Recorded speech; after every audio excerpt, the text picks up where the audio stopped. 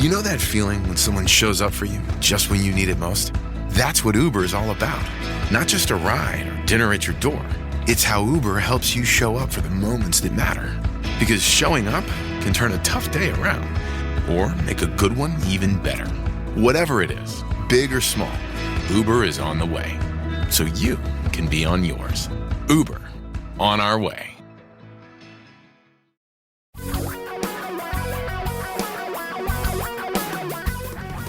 Reality radio for a really great future. We're talking real money. Another day, another decline. It's kind of getting to be the norm, isn't it? And this is unique. This is a unique norm. The markets in the U.S. have never declined so far, so fast. Never. The closest was back in, I think, 1934. So this is unique, but it is also a unique situation in the history of the stock market because remember, we only have accurate records, really good records on stocks going back to 1926. There really wasn't much stock trading happening during the 1918 pandemic. If there was, the results would probably have been worse. But remember, in 1918, we were still a baby manufacturing economy, heavily agricultural. There weren't a lot of stocks to own back then. And there wasn't a Federal Reserve. There was very little U.S. government. The government had almost no tax revenues. It was a different world, very different world from today. So this is hitting us hard because it's so unique. Because people who trade markets and some investors don't like uncertainty. They hate it. But we have to deal with this from a logical, sensible, better thought out position. So let's do this. Here's a great exercise. Let's talk today about how low the market can go. How far can it fall? Seems like a reasonable question. Right now, we know we're down. The S&P 500 is down about 35%. The global market, let me just look up the All-Country World Index, which is about 13,000 stocks. Let's see, that is down over the month by about... Well, let me do the percentages here. About 33%. We're down by about a third. Let's use a third. Good number. The markets have lost about a third of their value in the last month. How far can they fall? How big a loss? Well, we'll start with the absolute worst case. Let's go with 100. Can the global stock market fall 100%? Now think about that for a minute. Can it? Well, sure, it can, but it would require something far more extraordinary than a virus that will eventually go away. They always do, or they always have. It's the nature of viruses. I'm not going to get into the science of viruses and the reason they mutate so quickly, but it's the science of viruses. It's based on science. So eventually, COVID, Corona, not the beer, this is going to go away, and we will still have a global economy. We will. It's not going to kill all of us. It's not even going to kill a majority of us. Look how many people are already recovering. So, a 100% decline. That's going to mean there is no economy left on the planet. None. You will be eventually living in a cave and fighting for your next meal, and there won't be a lot of people left because we will have killed each other off. So let's just toss 100% out the window. Now, 90% is going to be similar. Even 80, it means about 80% of the global economy stopped working completely and never came back. We forget that stock markets are not a zero-sum game. For every increase, there is not a commensurate decrease. That is not the way it works. the markets rise more than they fall because the global economy becomes more valuable over time. It always has. It has for 2,000 plus years. I can't give you the statistics. I can give you the statistics for 2,000. I can go get those. I can't give them to you for 8 or 10 or 12 or 100,000 years because they didn't keep records. Not good ones. But I'm pretty confident it's been growing the whole time we've been around. So it's likely to grow again. It's far more likely it's going to grow again. So let's say, okay, historically, what's been the worst? Well, the worst year we've ever seen, ever in the history of stock markets, in a global stock market, is a decline of right at 50%, about half. That was in 2008. We've already borne that. We've lived through that, any of us who were investors. So we know we can do that. We didn't like it, but we know we can do it. We came out on the other side of it.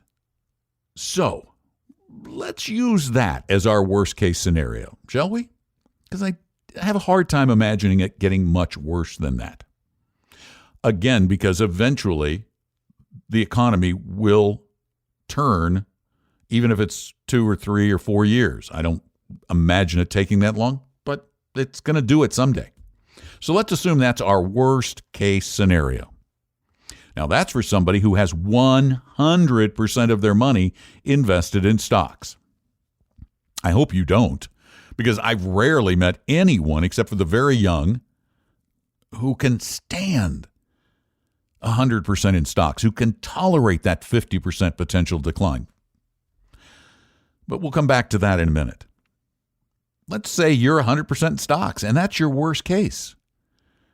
Well, you've already done over 60%, 65, 66, almost 70% of the worst case. You've already lived through that. It's too late to do anything about it. So do you want to do something now when there's a lot less downside left? Do you?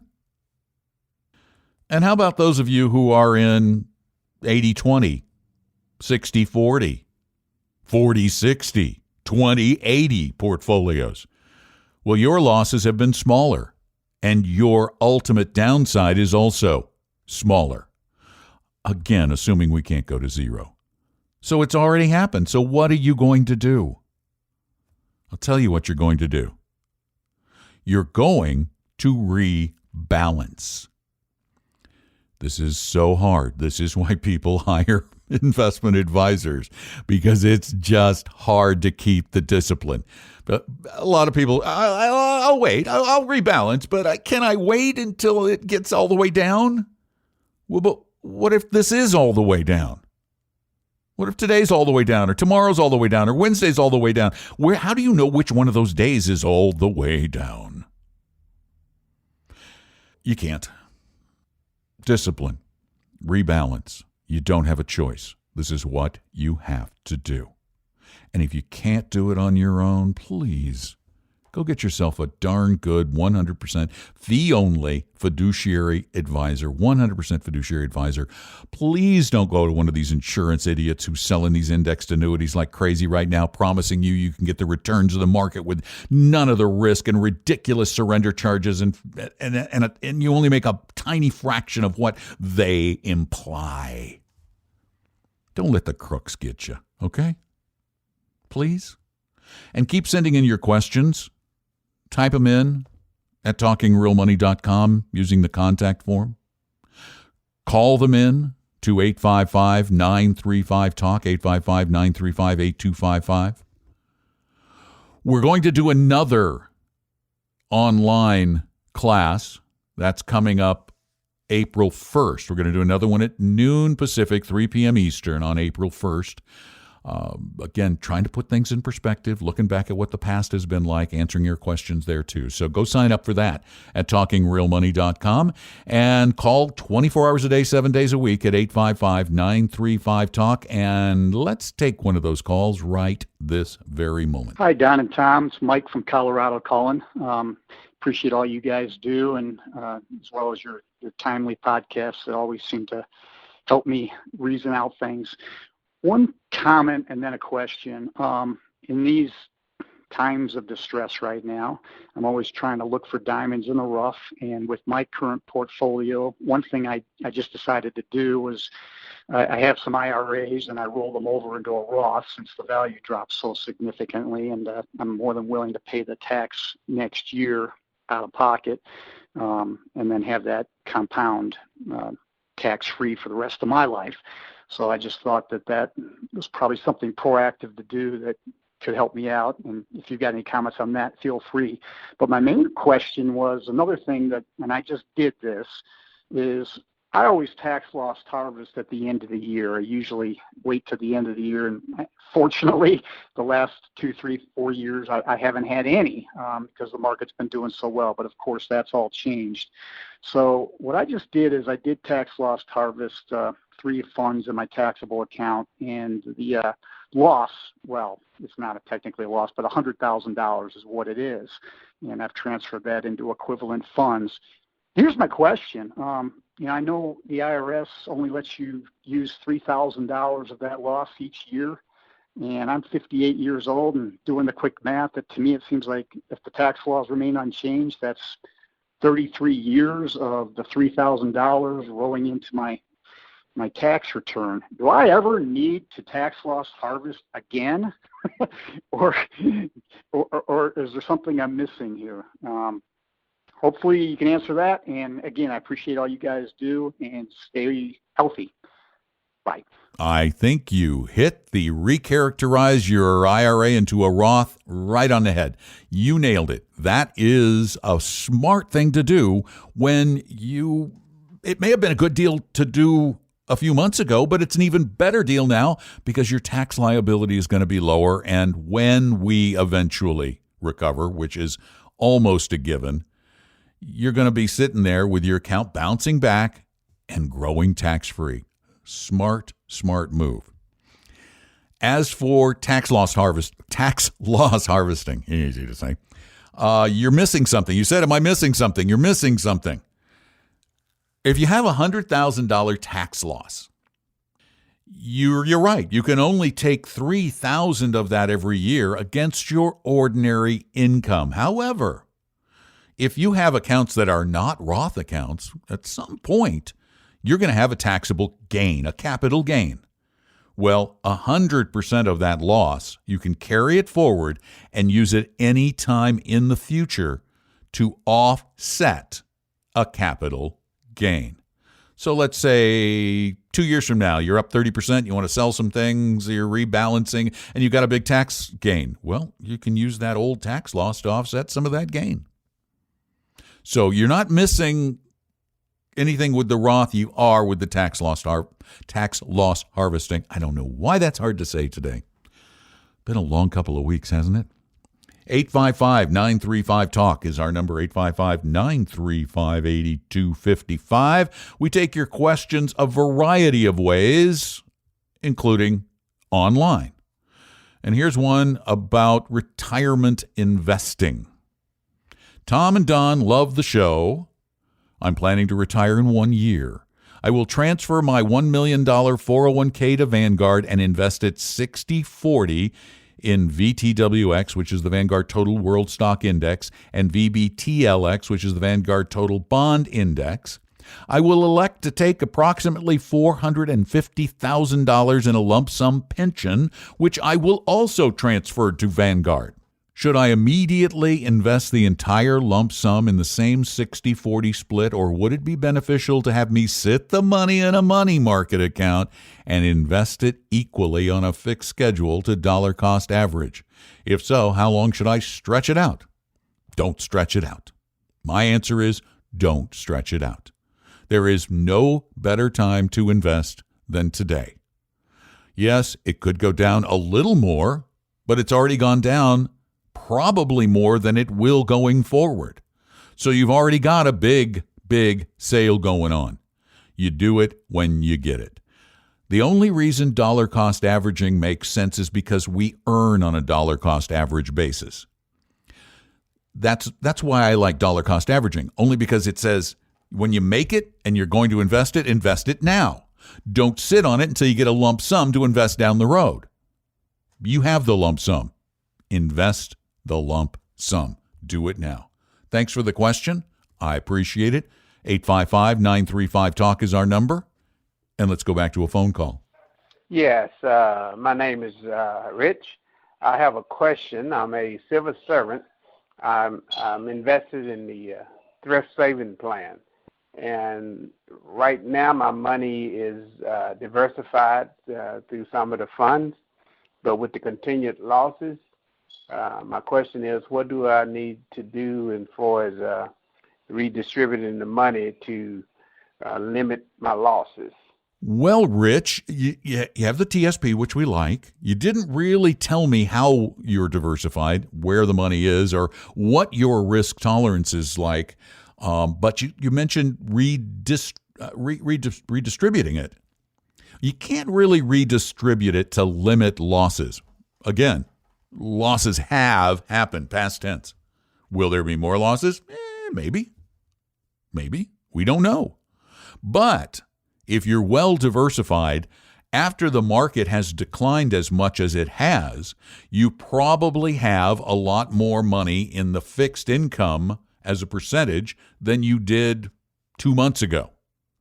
So you're not properly diversified necessarily. Now, if you haven't taken our risk quiz at talkingrealmoney.com, I encourage you to do that so you know what your proper allocation is between stocks and bonds. But right now, you probably have a much higher percentage of your portfolio in bonds than you intended to when you set this up. So what you want to do is take some of that money in bonds and move it into those stocks. The stock portion, whichever funds you have, CS, whatever it is, you want to move it into those and buy while the stocks are on sale. That is the smart thing to do. 855-935-TALK. Give us a call. Also, send your questions in to talkingrealmoney.com and hit the contact form. Also, don't miss the class coming up on April 1st. If you missed the last one, we had a big crowd, full house, lots of great questions. I think it was really helpful. We're going to add a couple of other things to the next one. So go sign up for it. It's free. You can sign up at talkingrealmoney.com. You can do everything at talkingrealmoney.com. Next question. This is our last one for the day. This was sent in because we just have so many, which is great. I'm not complaining. This is rebalance now or later. You know what my answer is going to be, but we're going to read it anyway. I have a highly diversified Merriman Ultimate Buy and Hold portfolio. Prior to the market drop, I was balanced. Yes, you were. Currently, I have proportionately more in my bond positions. Should I take the opportunity to balance now? To ride the wave when the market comes back? Smells like I'm trying to time the market, he says in parentheses. Or should I not do a rebalance? Eric, you know the answer, right? Yeah, rebalance. If you're 5% off, and I bet you're more than 5, you rebalance and you do it on a schedule. You say, I'm going to do it on this date or when I reach more than 5%.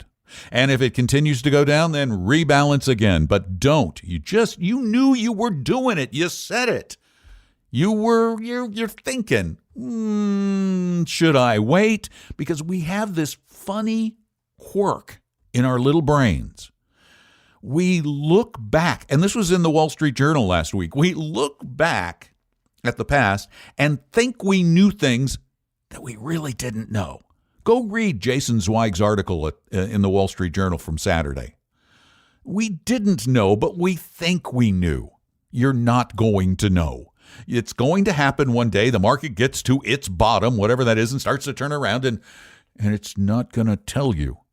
And it's not even going to look obvious to you. As a matter of fact, at that point, it's going to look so bleak that you think it's just going to get worse. Could be today. Could be a year from now. I don't know. But you've got an opportunity right now. I suggest taking it. And I suggest that you check out our website, talkingrealmoney.com, that you sign up for the April 1st online class. We only have 100 seats. It's free. It's called Retirement Investing in Turbulent Times. And it's a pretty good class. And it's free. So check it out. Tell your friends. Also tell your friends about the podcast, because you know people are talking about money now. It's all the rage. It's either am I going to die or am I going to lose all my money? We're scared. We're trying to keep you from being too scared, at least about your money. Thank you for being there. Remember to call 855-935-TALK anytime. Send in your questions at talkingrealmoney.com. Sign up for the class. Take great care. Stay incredibly healthy. Do what you need to do. This too shall pass.